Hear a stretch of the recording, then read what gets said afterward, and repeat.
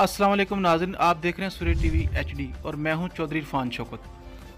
जी ये देखें पाकिस्तान के परचम की तौहीन कैसे की जाती है और ये पीटीआई के जियाले पाकिस्तानी परचम की किस तरह तौहीन कर रहे हैं। 14 अगस्त को पाकिस्तान का परचम लहराना चाहिए या पीटीआई का। अगर हम पीटीआई वाले भी हैं तो इस चीज़ को कंडेप्ट करना चाहिए कि पहले पाकिस्तान बाद में पीटीआई। इमरान खान ने इनको पता नहीं कैसा दर्स दे दिया है अपने जियालों को कि पाकिस्तान का झंडा उतार दिया जाए। ये देखें, हमारा कैमरामैन आपको दिखा रहा है, ये पाकिस्तान का झंडा उतार रहे हैं और पीटीआई का झंडा लगा रहे हैं। इनके ऊपर कंडेम्प्ट होना चाहिए, इनको सख्त सख्त सज़ा देनी चाहिए। इससे बढ़ के क्या ज़िल्लत हो सकती है पाकिस्तान के परचम की कि पाकिस्तान के परचम को उतारा जा रहा है और पीटीआई के परचम को लगाया जा रहा है।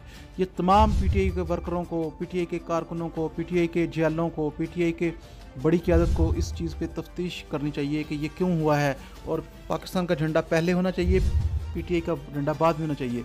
ये तो 14 अगस्त है, ये पता नहीं कौन सा नया पाकिस्तान बना रहे हैं, ये तो पीटीआई बना रहे हैं, पाकिस्तान तो नहीं बना रहे। लिहाजा हम इसको कंडेम करते हैं कि इमरान खान को चाहिए कि अपने जेलों को कोई ऐसा सबक दें कि वो इस चीज़ को ना करें, पाकिस्तान के झंडे को ज़्यादा फ़ोकियत दें बजाय कि पीटीआई के झंडे को दे रहे हैं। वो आज उनका जलसा भी है 13 अगस्त को हॉकी स्टेडियम लाहौर में, लेकिन ये इस चीज़ को हम तमाम सहाफ़ी भाई और दूसरे कंडेम करते हैं।